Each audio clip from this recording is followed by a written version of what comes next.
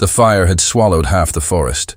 Thick smoke twisted through the trees like ghosts, and the air burned in Kellen's lungs as he ran. The emergency beacon from his old shuttle scanner had pinged minutes ago, a distress signal. But it wasn't human. It came from a frequency that Earth scanners didn't recognize until recent years, after the treaty. It was alien. And something about the tone, it wasn't mechanical. It was a cry, a pulse of panic. Kellen sprinted through the underbrush, pushing past the glowing ash that danced like orange snow. His boots crunched over charred roots, and then he saw it. A small figure collapsed near the base of a blackened tree.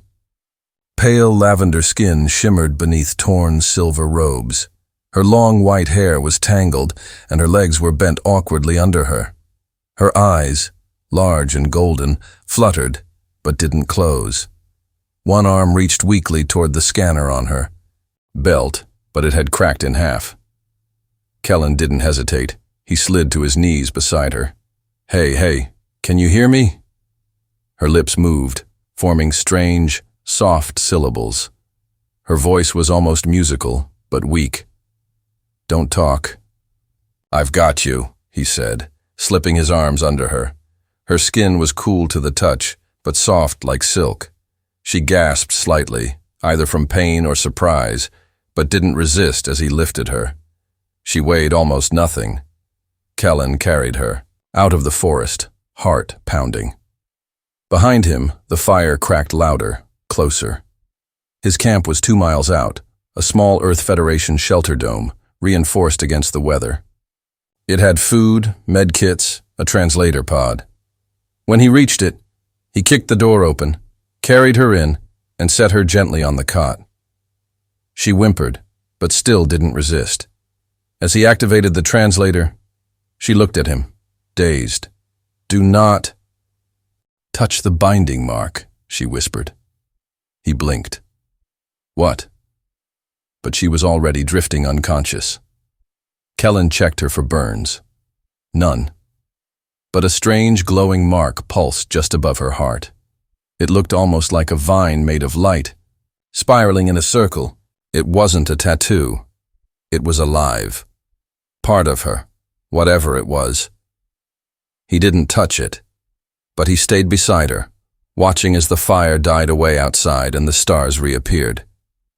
And when she finally opened her eyes again, she looked straight at him. "You saved me," she whispered, voice full of wonder. He smiled, trying to lighten the tension. "Seemed like the right thing to do." Then she said something that made his heart stop. "Then by Zalari law, we are now bonded." "What?" Her cheeks flushed a soft purple. "We are married." Kellen blinked, staring at her as if she'd just told him the moon was made of honey. Married. She couldn't be serious. She was still pale, barely able to sit up, and yet she looked at him with eyes full of certainty, golden and glowing in the soft light of the shelter. "Wait, hold on," he said, raising a hand. "What do you mean?" "Married." She exhaled slowly, her body trembling slightly as she pushed herself into a sitting position. Her long hair fell over one shoulder like silver mist. "You carried me through danger. You touched me with care. You brought me to safety, and you didn't touch the binding mark. You respected it. All of this matches the ancient laws of union on my world." He opened his mouth, then closed it again. "But I didn't mean you didn't need to." "Mean it," she said softly.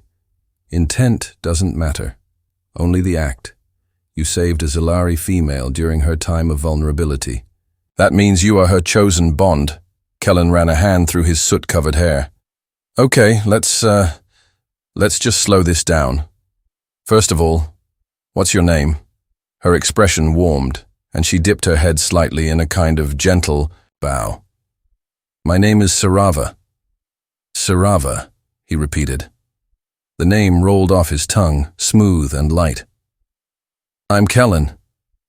"I know," she said. "I heard you speak it when you entered the fire.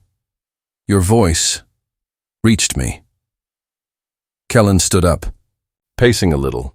His boots thumped against the metal floor of the dome. "Look, I'm just a technician. I came out here to survey terrain for new colonies. I didn't sign up for any. Marriage law." Sarava's eyes followed him. She looked more amused than offended. "Do all human males react like this when a woman says they are now mates?" He paused mid-step. "Well, yeah. I mean, we usually ask each other out first. Go on a few dates. Maybe kiss, then talk about marriage later." She tilted her head. "Dates? You wish to share sustenance and observe each other in a public setting?" "Yeah, that's actually not a bad definition." Sarava smiled. It was small, but it lit up her whole face. "Then I would like to do this, dates and kissing. And everything after, if it pleases you." Kellen swallowed hard. She was calm, graceful, and very beautiful. The lavender hue of her skin was unlike anything human, but there was something gentle in the way she looked at him. Not demanding. "Just open," he laughed softly. "You really think we're married now, huh?" "I know it. The law of my people cannot be undone, unless you reject me before the binding mark fades." Kellen's brows furrowed. "How long does that take?" 3 moons. About 1 Earth month. After that, our lives are connected, spirit to spirit. He sat down slowly on the edge of the cot, just beside her but not too close. "So, I could say no." "You could," she said. Her voice was quiet now, almost uncertain. "But it would wound me. Not in body, but soul." Kellen looked at her for a long moment. She wasn't manipulating him. She didn't have that look. There was no trick, no angle. Just a woman who followed her people's ways and believed in them. "I'm not saying yes yet," he said carefully, "but I'm also not rejecting you." Her eyes brightened with soft gold light. "Then I remain yours, until the mark fades or becomes eternal." A quiet silence settled between them. Outside, the stars glittered beyond the fire-scarred forest. Inside, 2 strangers sat close, linked by ancient custom, and something else, something new and stirring beneath the surface. Kellen gave a small smile. "You hungry?" "I could eat," she said, tilting her head again with that charming curiosity. "Okay then, Sarava. Let's have our first date. Emergency rations and all." She laughed, a musical sound that made his heart skip a beat. It was going to be a strange month, maybe even a beautiful one. The next morning, sunlight filtered weakly through the dome's ceiling, casting golden warmth across the floor. Kellen stirred first, rubbing his eyes and blinking at the unfamiliar shape lying just a few feet away. Sarava was still asleep, her silvery hair flowing over the pillow like strands of moonlight. Her chest rose and fell in a calm rhythm. Even in rest, there was something peaceful about her. He sat up quietly and stretched. Despite everything, he hadn't slept too badly. The situation was still bizarre. He'd apparently married an alien, woman without meaning to, but she didn't seem dangerous. In fact, the more he talked to her, the more he noticed something rare. She listened, not just with her ears, but with her eyes, her body. She paid attention like it mattered.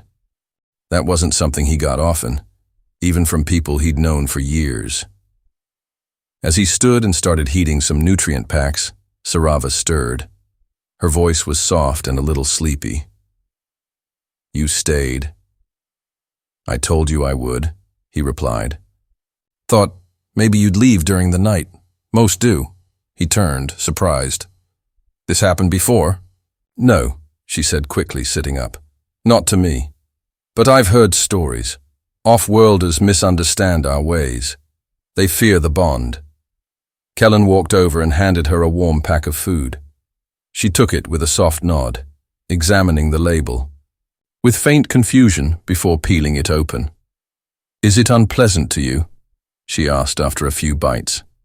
"The idea of being bound?"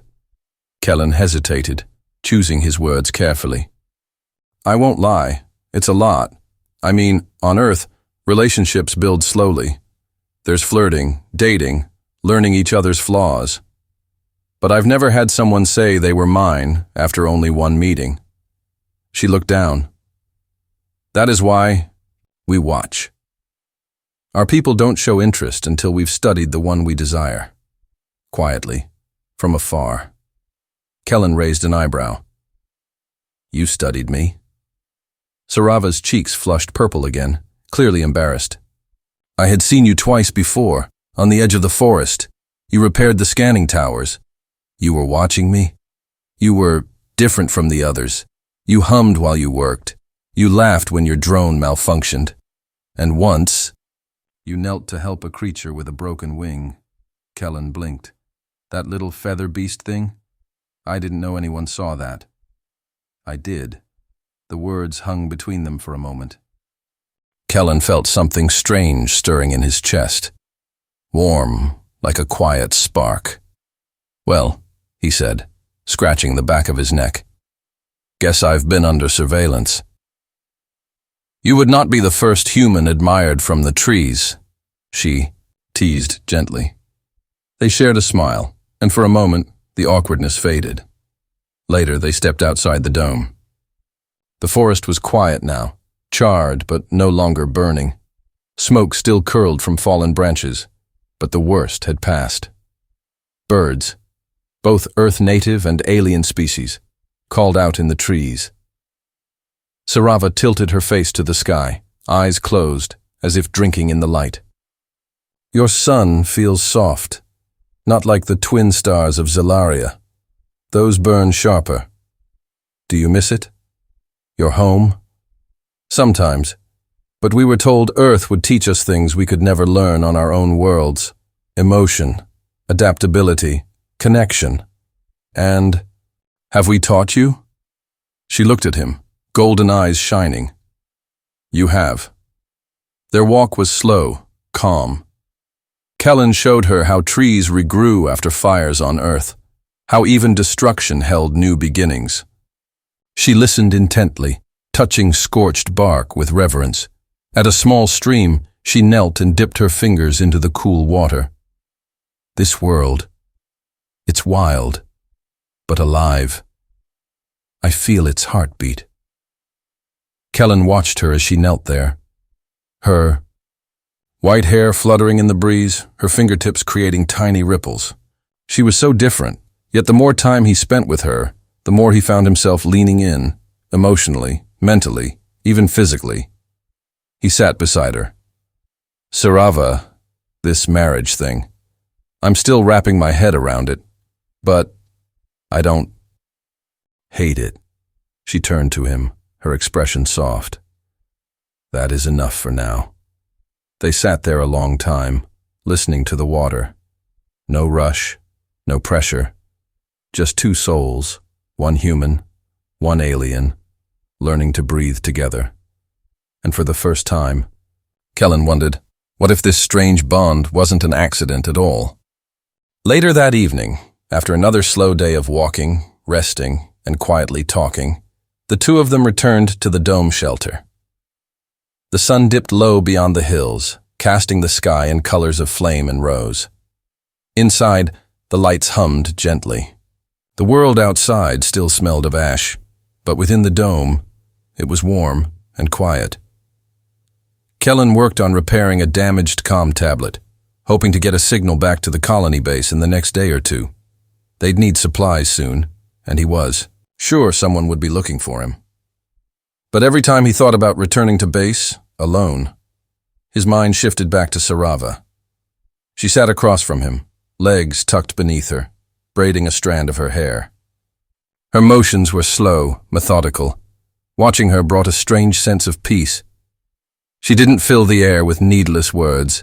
She didn't fidget or complain. She just existed, with grace and stillness. He glanced up. You know, I've met a lot of people who talk too much. You're not one of them, she smiled faintly. Is that a compliment or a concern? Definitely a compliment, he said, chuckling. You don't try to impress. You're just You. That's rare. Sarava set her braid down and tilted her head, golden eyes catching the light. And what are you, Kellen? What do you carry inside that others don't see? He looked away for a moment, caught off guard by the question. I guess I've always felt out of place, even among my own kind. I was never the loudest, or the bravest, or the smartest. Just kind of steady. Invisible, maybe. You were not invisible to me, she said gently. I saw you clearly. His chest tightened. No one had said something like that to him in years. Not since... You've got a way of cutting through things, Sarava, he said, voice soft. She reached out then, slowly, like asking permission with her eyes. When he didn't pull away, her fingers brushed his hand. Her skin was cool, smooth, like silk dusted with starlight. He held his breath. I do not know all human customs, she whispered. But may I ask something?